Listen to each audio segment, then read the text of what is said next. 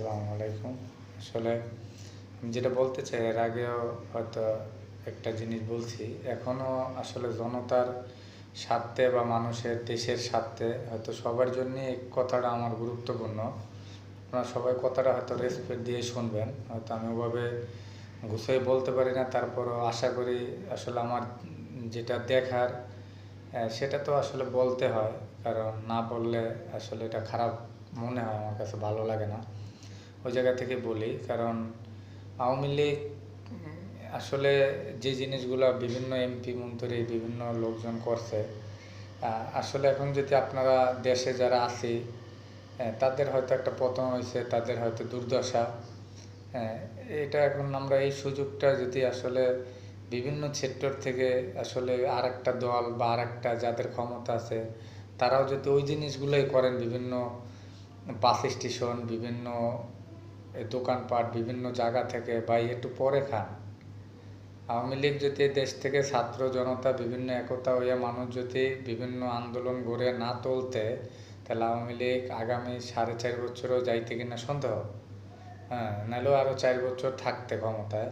তাই 4 বছর তো বিভিন্ন দল বিভিন্ন সংগঠন আপনারা অনেক নির্যাতন হয়েছেন। বিএনপি নির্যাতন হয়েছে, সর্বোচ্চ সব মানুষই আসলে কথা বলা যায় না এই দেশে। হ্যাঁ, কারণ এই দেশে কথা বললে শেখ হাসিনার অর্ডারও দেওয়া লাগে নাই। কারণ পুলিশ সে নিজেই প্রেসিডেন্ট ছিল এই দেশের।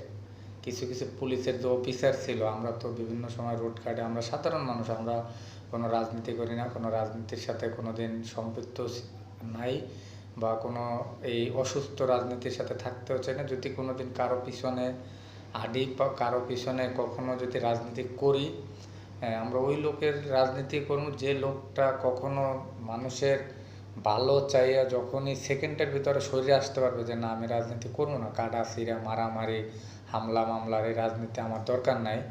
যে নেতাটা মনে করবে হিংসা বিবাদ, যে এখন আমি ক্ষমতায় এসে ওরে দেইখা নেবো, আবার ও ক্ষমতায় আমারে দেইখা নেবে, এগুলা যে চিন্তা করবে, আসলে তার পিছনে রাজনীতি করবো না। এটা আমার জীবনের আদর্শ জায়গা থেকে আমি চিন্তা করছি। হয়তো আমি যখন বোঝা ধরছি সে সময় থেকে তো আর রাজনীতির কোনো সুযোগ ছিল না। হয়তো আওয়ামী লীগ ক্ষমতায় ছিল, হয়তো দিনের ভোট রাইতে করছে, রাইতের ভোট দিনে করছে, মানে ঘুরে ঘুরে তারা যেভাবে ক্ষমতা রয়েছে, যাকে এটা কোনো সমস্যা না। কিন্তু এইভাবেই চিন্তা করছি। তাই এখন আমি বলতে চাই যে আসলে সবাই সবাইকে সহযোগিতা করেন, দেশের মানুষকে সবাই সহযোগিতা করেন। হানাহানি কাটাকাটি মারামারি এগুলো না করে সবাই সবার পিছনে আগায়। আওয়ামী লীগের যদি কিছু লোক যদি বেতাল করে থাকে, তাদের শাস্তি তারা আদালতের মাধ্যমে পাইবে, তারা সঠিক শাস্তি পাইবে। হ্যাঁ, এটা নিয়ে হয়তো আসলে আমরা কেউ কথা নাই বলি, হয়তো তাদের আইনের গতিতে চলবে, তারা উপযুক্ত বিচার যেন তারা পায়, এটা আমরা সবাই আশা করি। তো এখন এই যে বাস স্টেশন, দোকানপাট, বিভিন্ন ফুটপাত, ঠিক আছে ভাই, এটা আসলে এখন কিছুদিন না খাইলেও চলে। কারণ এখন মানুষকে প্রয়োজনে একটু শান্তি দেন, ঠিক আছে, একটু মানুষকে শান্তি দেন, মানে যেখানে সেখানে বসাই দেন না।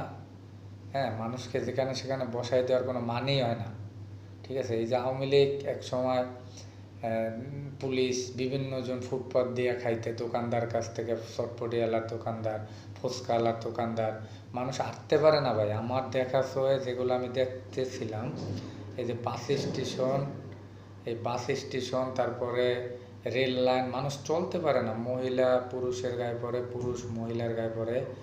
এই রকমের অনেক অনেক জায়গার সিচুয়েশন, বিকাল 5টা অফিস ছুটি হলে 6টা এরকমের তৈরি হয়। যেমন ফ্লাইওভারের উপরেও কিছু দোকান থাকে। হ্যাঁ, এগুলা আসলে কষ্টনীয়। আমরা যখন দেখি যে চলার, হ্যাঁ আমি বলি না যে কোনো দোকানদার দোকানদারি করতে পারবে না, সেটা বলি না ভাই। দোকানদার দোকানদারি করুক, কিন্তু একটু আগে পাশে করুক। কারণ আমি মনে করি যে কোনো ব্যস্ত লোক কোনো সময় রাস্তার উপরে ধাক্কা খাইয়ে দাঁড়াইয়ে সে কিছু কিনবে না। আর যদি দূরে কোথাও একটু সাইডে নিরিবিলি দিয়ে, যেমন আমিই কিনবো না, তা আমার থেকে তো আরও কত লোক আছে যে ওখান দিয়ে কিনতে হবে, এমন কোনো কথা। হ্যাঁ, তা আমার মতামত যে আসলে আপনার দোকান দেন, যে যেভাবে রিজিক আল্লাহ ব্যবস্থা করে, চেষ্টা তো করতেই হবে। হয়তো আমি কারো দোকান উড়াই দিতেও বলি না, কারো দোকানকে উড়াই দেবো এটা না, কিন্তু নজরে রাখেন, একটু সাইডে বসুক। আসলে যেখানে জায়গা কম, হ্যাঁ, আমি যে জায়গাটা দিয়ে চলাফেরা করি সেখানে ফ্লাইওভার থেকে নামার সময় ফ্লাইওভারে এক সাপ দোকান, তারপরে নামার পরে বাম সাইডে দোকান, ডাইন সাইডের রেল লাইন, জায়গা থাকে অল্প একটু, মানে মহিলাদের সাথে ধাক্কা খাওয়া লাগে, মহিলারা পুরুষের সাথে ধাক্কা খায়, অনেকে ব্যাগ বস্তা লইলে যে কী কষ্ট তারা আসলে এটা আসলে বোঝানো যায় না। কারণ মানুষ তো এমনিতেই ব্যাগ থাকলে, একটা বাচ্চা থাকলে, অনেকের কোলের ভিতরে বাচ্চা থাকলে তখন তো অনেক কষ্ট হয়। কারণ এগুলো আসলে যখন হয়তো সব সময় তো দেখি না, তো ওখান দিয়ে চলার পথে তখন দেখি আসলে খুব কষ্ট লাগে। হ্যাঁ, এগুলো আসলে আমি মনে করি যে একটু সবার ছাত্র জনতার অভ্যুত্থানে হয়তো সরকার একটা পতন হয়েছে, সরকার দেশ থেকে চলে গেছে, তো এখন আমাদের যে সরকার আছে এরে সবাই সহযোগিতা করে। আমরা হিংসা বিবাদ আওয়ামী লীগ যারা করে তার ভিতরে যে সবাই খারাপ আছে তেমনও না ভাই, কেউ না গালি দিই হয়তো উপযুক্ত তারা যদি আইনের জায়গায় যদি তারা উপযুক্ত হয় ঠিক আছে, তারা শাস্তি পাবে, এটা নিয়ে আমরা ভাবনাই না।